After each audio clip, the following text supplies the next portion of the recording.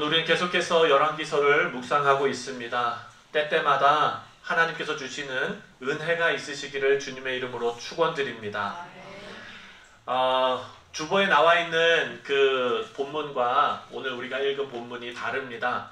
제가 어제 말씀을 다시 한번 정리하면서 본문을 바꿨어요. 솔로몬 이후에 이스라엘이 남과 북으로 나누어졌죠. 많은 왕들이 그 두 왕국에서 왕으로서 통치를 하게 됩니다. 근데 여러분, 오늘 우리가 묵상하고 다뤄야 하는 왕이 있는데요. 이 왕이 사실 제일 큰 문제였고, 또 열왕기서가 지금 이 왕을 화살표로 가리키고 있다는 것을 우리가 보게 됩니다. 여러분, 지금까지 북이스라엘 왕조에서 제일 먼저 누가 왕이 됐습니까? 여로보암이 왕이 됐지요. 그 다음에 나답이 됐어요. 그 다음에 바사가 됐죠. 그 다음에 또 누굽니까? 엘라가 됐습니다. 그 다음에 이제 오늘 본문에서 시므리 오므리. 요건 조금 쉬워요. 따라해 봅시다. 시므리 오므리. 네, 그렇게 하면 좀 쉽죠. 네, 그렇게 지금 북왕조가 이어지고 있죠. 그리고 남왕조는 어떻게 됐습니까? 제일 먼저 르호보암. 그 다음에 아비 양. 그 다음에 아사는 우리가 쭉 묵상하다가 숨통이 좀 트인다. 그래도 하나님을 조금 섬기려고 애를 썼구나 할 수 있는 왕이 바로 아사왕 아닙니까? 지금 열왕기 저자는요, 남유다와 북이스라엘의 왕들을 왔다 갔다 하면서 지금 이 왕들이 이어지는 이 과정이 무엇을 의미하는지를 우리에게 알려주고 싶은 거예요. 자, 이 모든 왕들을 보면 낙제점을 줄 수밖에 없어요. 다 악한 왕들입니다. 사랑하는 성도님들, 우리가 지난번에도 묵상했지만 이 왕들이 선조들보다 후대에 지금 생겨나는 이 왕들이 더 하나님을 배신하고 더 하나님 앞에 죄악을 범했다는 거예요. 아버지보다 아들이 더 악해졌어요. 우리 사랑하는 성도님들, 우리 뉴욕 성실 장로교의 모든 가정들이 이런 열왕기서에 나타나는 왕들의 가문들처럼 되는 것이 아니라 반대로 우리 자손들이 대대로 부모보다 더 좋은 신앙으로 하나님 섬길 수 있기를, 더 열심으로 기쁨으로 섬기는 가정들 되시기를 주님의 이름으로 축복합니다. 네. 축복합니다. 네. 16장에 들어와서요, 북왕조 이스라엘 왕들을 계속 소개하고 있습니다.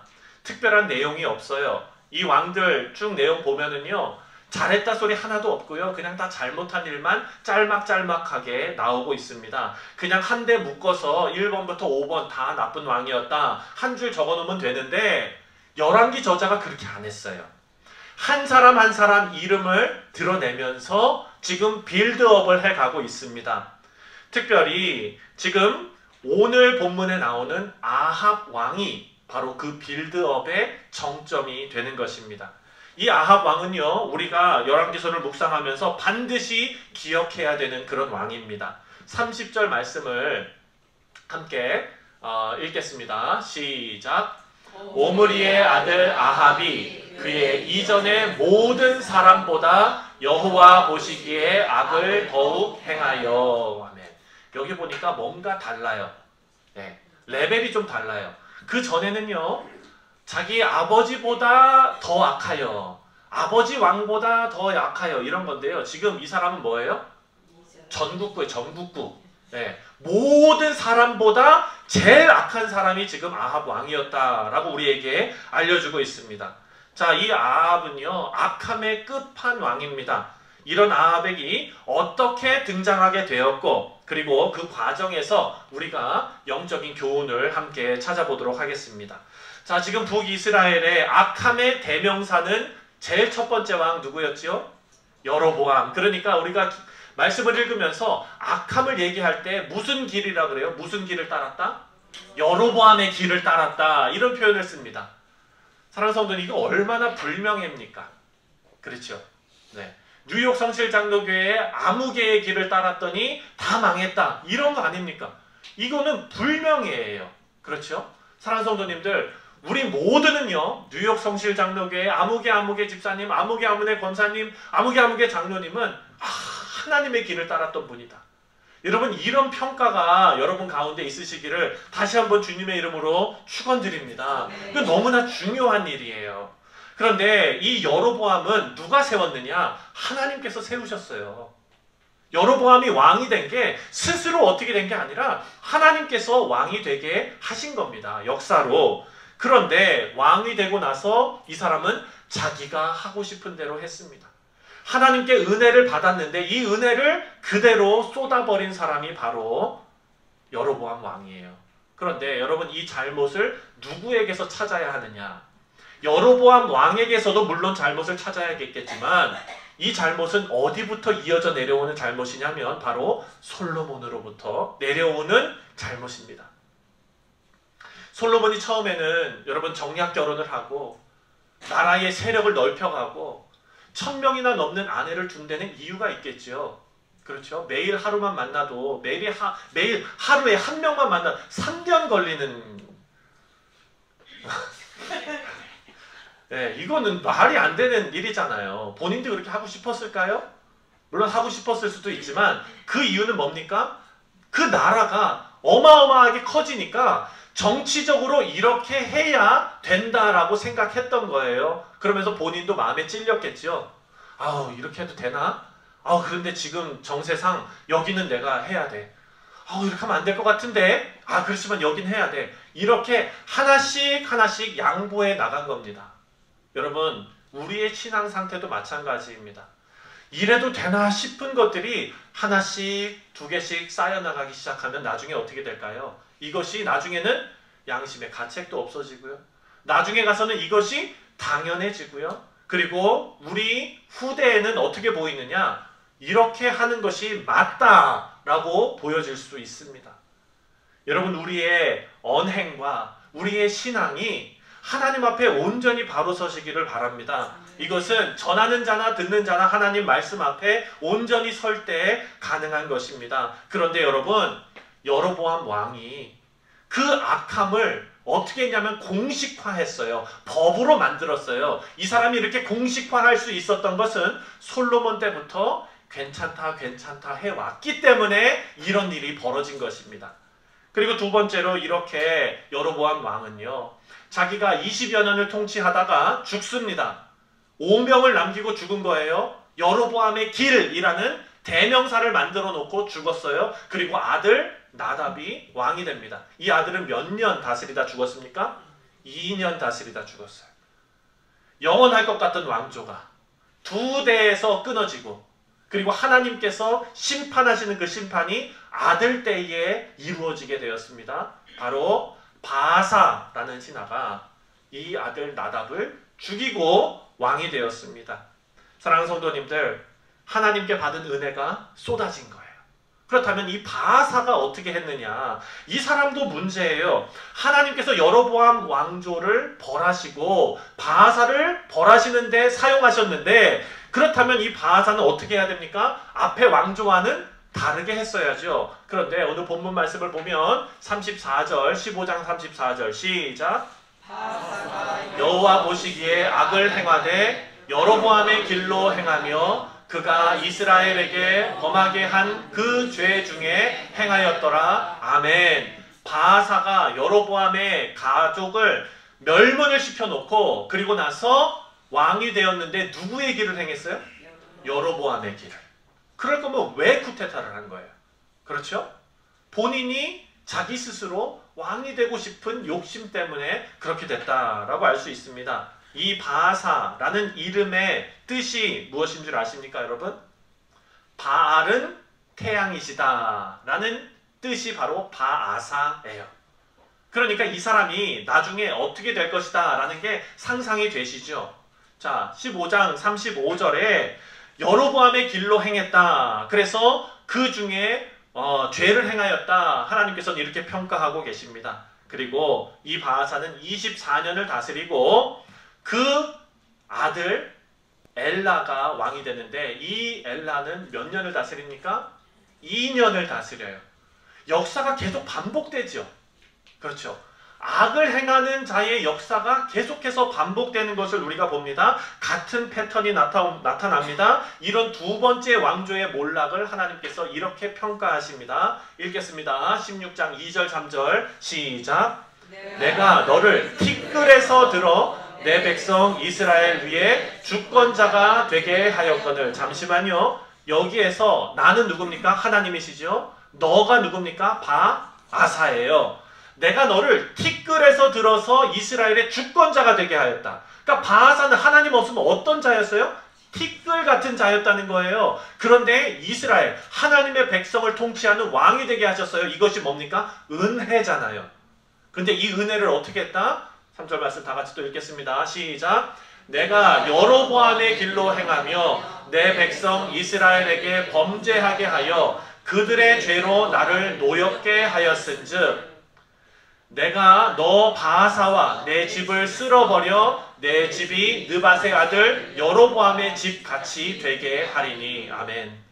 여로보암의 길로 행했다라는 거예요. 은혜를 줬는데 그 은혜를 쏟아버렸다라는 겁니다. 그래서 하나님의 심판이 이제 바아사의 아들 엘라에게 임합니다. 누구를 통해서? 아까 이름 재밌었던 시므리 오므리. 그렇죠. 예. 시므리 왕을 통해서 엘라가 암살을 당해요. 그런데 그때 엘라는 뭐 하고 있었냐면 자기 신하집에 가가지고 술 취해가지고 술에 취해 있었어요.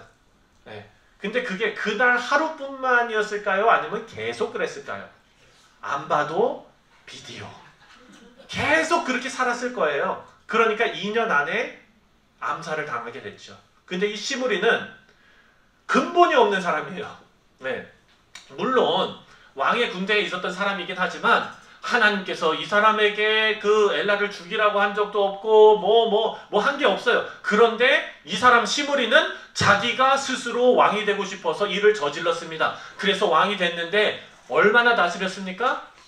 그렇죠. 우리 말씀 묵상 열심히 해갖고 오시네요. 7일 다스렸어요. 일주일. 여러분 1년도 아니고 일주일 다스렸습니다. 자기가 자기 스스로 왕이 되고자 한 사람이 어떻게 됐어요? 7일 왕노릇하고 죽게 되는데 이 사람은 어떻게 죽었느냐? 자살했어요. 자살할 수밖에 없는 상황이 됐어요. 왜냐? 그때 당시에 군대의 사령관이었던 아까 시므리 말고 오므리. 네. 이 오므리라는 사람은 블레셋과 전쟁에 나가 있었습니다. 그런데 시므리가 왕권을 찬탈했다라는 소문이 들은 거예요. 그러니까 군대의 모든 사람들과 이스라엘 백성들이 오므리, 당신이 왕이 되라. 이렇게 추대를 받은 사람이 오므리예요. 그래서 여러분 오므리는 어떤 우리가 생각을 해야 되냐면 이 사람은 리더십이 있는 사람이었다. 존경을 받는 사람이었다. 그리고 이 사람은 다른 사람들로부터 추대받을 수 있을 정도로 아마도 인격이 좋지 않았을까라고 생각할 수 있어요. 그렇죠? 근데 그때 당시의 사람들이 왕으로 추대할 정도의 사람이라면 여러분 상상해 보십시오. 그때는 모든 사람들이 총체적으로 범죄하고 있는 시대 아닙니까? 그 모든 사람들이 좋아했다면 이 오므리는 좋은 사람일까요? 나쁜 사람일까요? 당연히 나쁜 사람이죠. 네. 왕으로 추대는 됐어도 나쁜 사람이었던 거예요. 그래서 오므리를 우리가 기억할 때 사랑하는 성도님들, 오므리가 시므리가 왕으로 있는 그 왕궁을 둘러쌌어요. 그랬더니 시므리가 큰일 났거든요. 이 사람 손에 죽느니 내가 스스로 죽는다. 이 왕궁 나도 못 쓰니까 너도 쓰지 마라. 진짜 나쁜, 정말 내가 못 먹을 것 같으니까 너도 먹지 마라. 이런 거 아닙니까? 어떻게 했냐, 왕궁을 불태웠어요. 그리고 그 자리에서 자기도 죽습니다. 그렇게 오므리가 왕이 돼요. 자, 오므리가 왕이 되고 나서 이 사람을 기억해야 될 건 뭐냐면, 여러분 우리가 신약을 공부할 때 예수님께서 그 유대 사람들이 어느 땅을 가기 싫어합니까? 사마리아 땅을 가기 싫어하죠. 자, 사마리아가 언제 생겼느냐? 바로 이 오므리 왕이 사마리아를 수도로 만든 사람입니다. 그래서 우리는 기억해야 돼요. 두 번째로 이 오므리 왕이 누구냐면 바로 이 지금 역사 속에 16장에서 계속해서 화살표를 가리키고 있는 아합 왕의 아버지예요.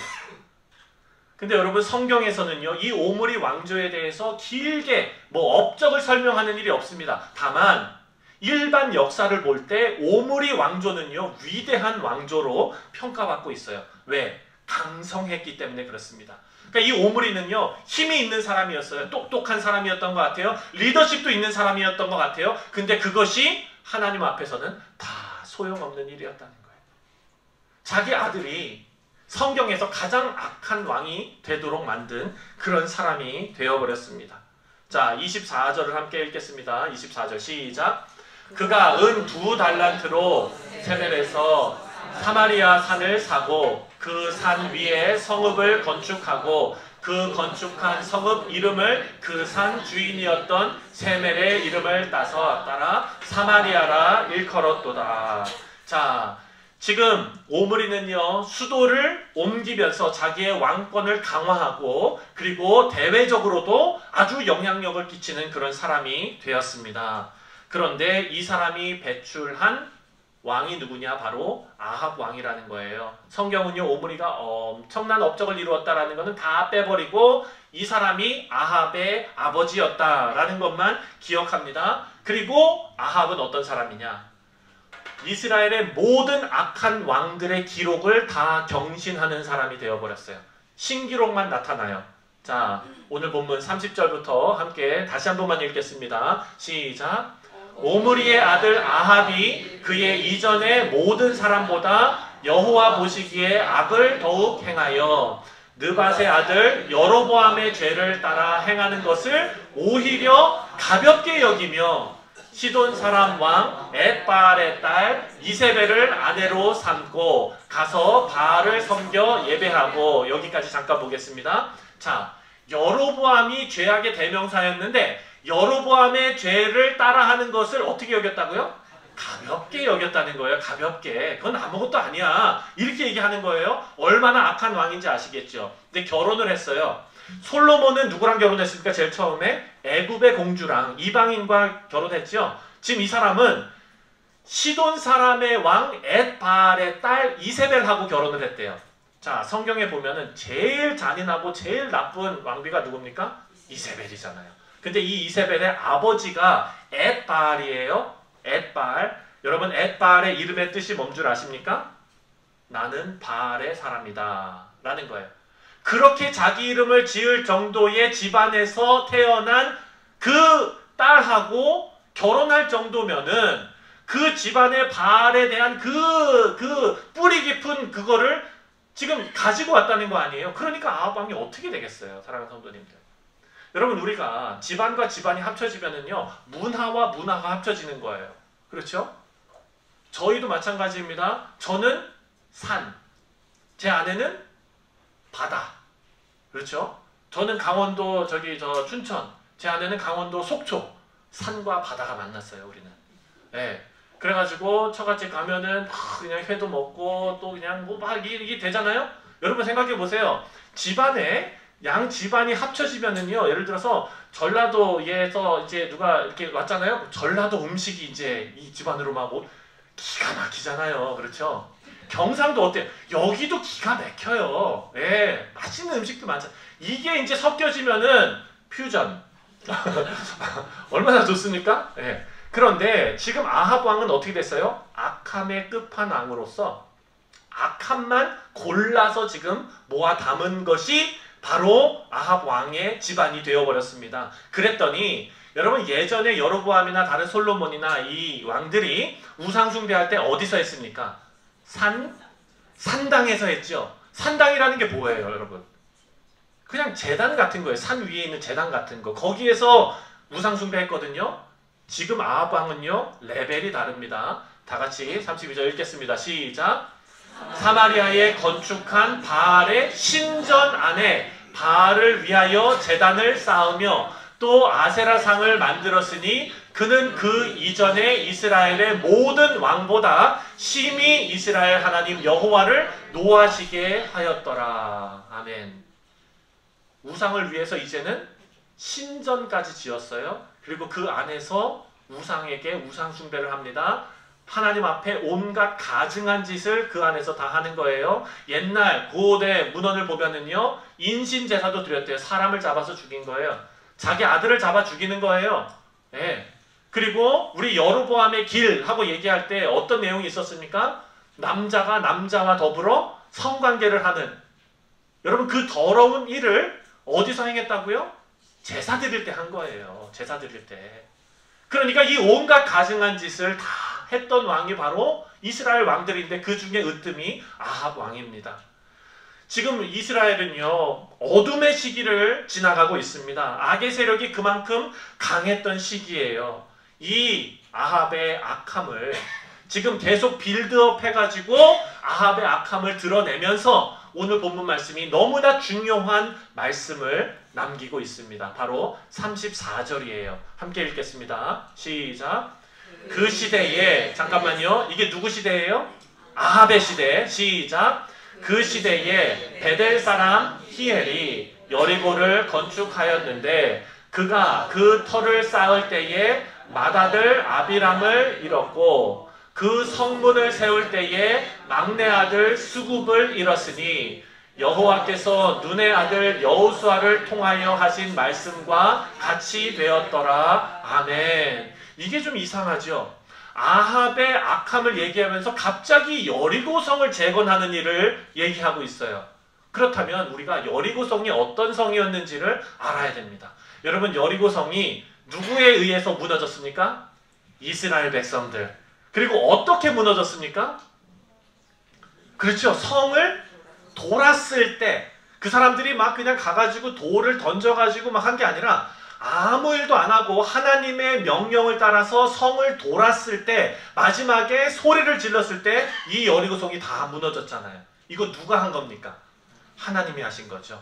예. 여리고성이 여러분 유명한 이유가 있습니다. 왜냐하면 이 성은요 벽의 두께가 어마어마해요. 저도 대학교 때 신학교 다닐 때 거기 한번 가가지고 봤거든요. 교수님들하고. 이게 한 벽으로 되어져 있는 게 아니고요. 여리고성은요 이게 벽이 있고 가운데 공간이 있고 또 벽이 있는 이중 구조로 되어 있어서 이것은 무너질래야 무너질 수가 없는 그런 벽이에요. 그런데 이 벽을 하나님께서 어떤 방법으로 무너뜨리셨느냐? 인간의 힘은 아무것도 들이지 않고 하나님의 은혜로만, 하나님의 능력으로만 무너뜨리는 것을 하나님께서 보이셨어요.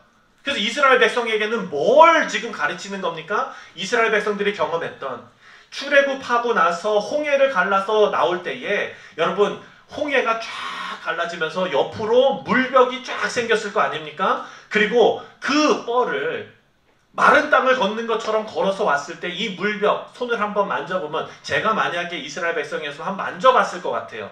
예, 이 도대체 뭔가 이러면서 아마 물컹물컹 했겠죠? 그런데 하나님께서는 뭐라고 얘기하시냐면 여리고의 그 튼튼한 성보다 내가 너와 함께함으로 주어지는 은혜의 물컹물컹한 이 물벽이 훨씬 더 안전하다라는 것을 알려주고 계시는 거잖아요. 하나님의 은혜를 알려주고 계시는 거예요. 그래서 여리고성을 돌 때 인간의 힘이 들어가지 않도록 하나님께서 하신 것 아닙니까? 여호수아가 뭐라고 얘기했냐면요. 여리고성이 무너지고 나서 이렇게 말했습니다. 여호수아 6장 26절 함께 읽겠습니다. 시작. 여호수아가 그때에 맹세하여 이르되 누구든지 일어나서 이 여리고성을 건축하는 자는 여호와 앞에서 저주를 받을 것이라. 그 기초를 쌓을 때에 그의 맏아들이 잃을 것이요 그 문을 세울 때에 그의 막내 아들을 잃으리라 하였더라. 아멘. 이거 언제 주어진 말씀입니까? 여호수아 시대 때. 여리고성이 무너졌을 때 하나님의 은혜를 경험했을 때. 그런데 오늘 아합의 시대에서 어떤 일이 벌어졌습니까? 그 시대에 아합의 시대에 베델 사람 히엘이 무슨 성을 다시 건축해요? 여리고성을 다시 건축해요. 여리고성을 다시 건축하는 이유가 뭘까요? 하나님의 은혜는 이제 다 잊어버린 거예요. 우리가 굳건한 나라가 돼야 되겠다. 내 힘으로 어떻게 해봐야 되겠다. 이거 아닙니까? 그랬을 때에 어떤 일이 벌어졌습니까? 그 터를 쌓을 때에 누가 죽었어요? 맏아들 아비람을 잃었어요. 여러분 터는 언제 쌓습니까? 공사가 시작될 때입니까? 끝날 때입니까? 시작될 때죠. 공사를 시작하는데 맏아들이 죽었으면 어떻게 해야 됩니까? 공사를 중단해야죠. 예, 중단해야 돼요. 인간이 어리석어요. 죄 앞에 있는 인간이 어리석습니다. 그대로 공사를 진행했어요.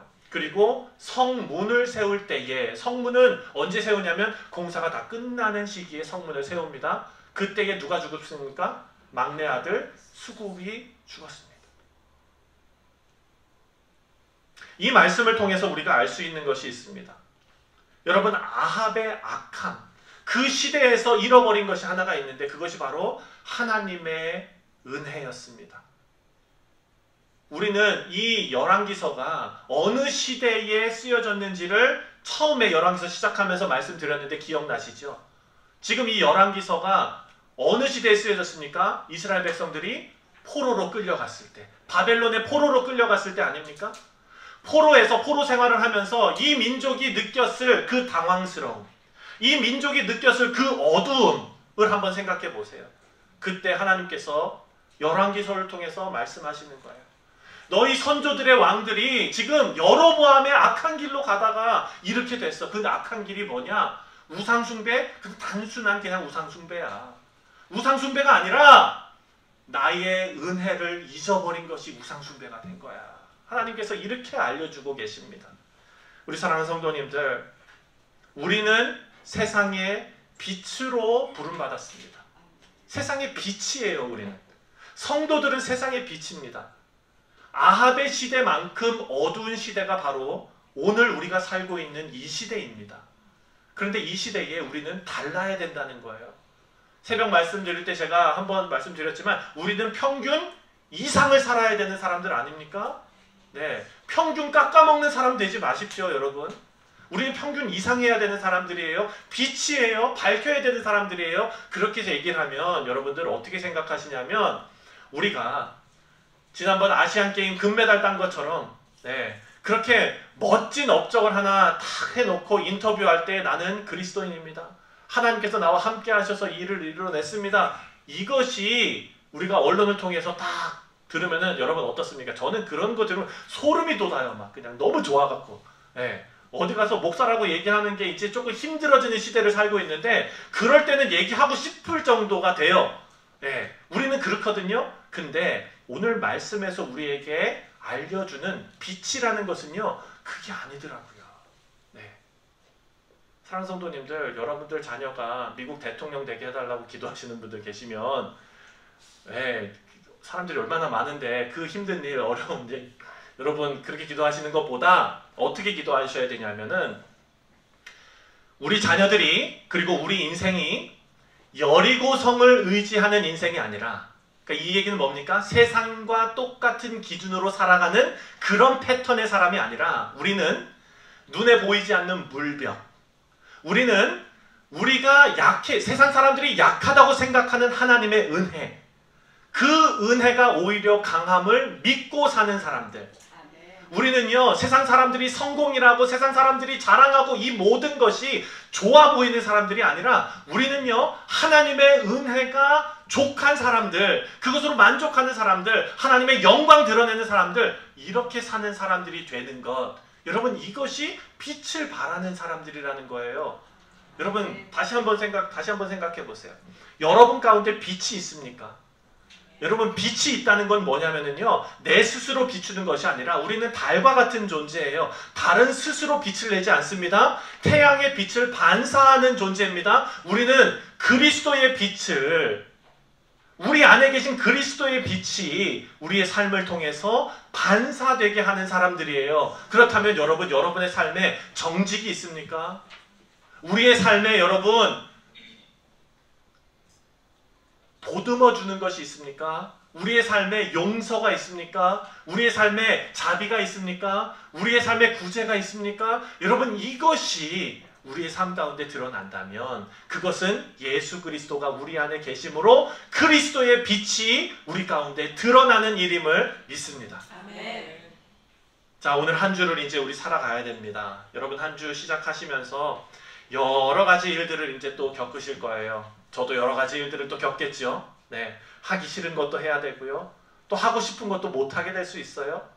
그리고 나를 힘들게 하는 사람을 만날 수도 있겠죠. 여러분들 직장에서나 가정에서나 뭐 어디에서나.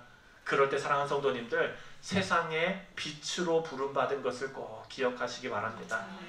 지는 것이 이기는 것이랍니다. 아멘 하신 분 한 분 계셨는데, 예.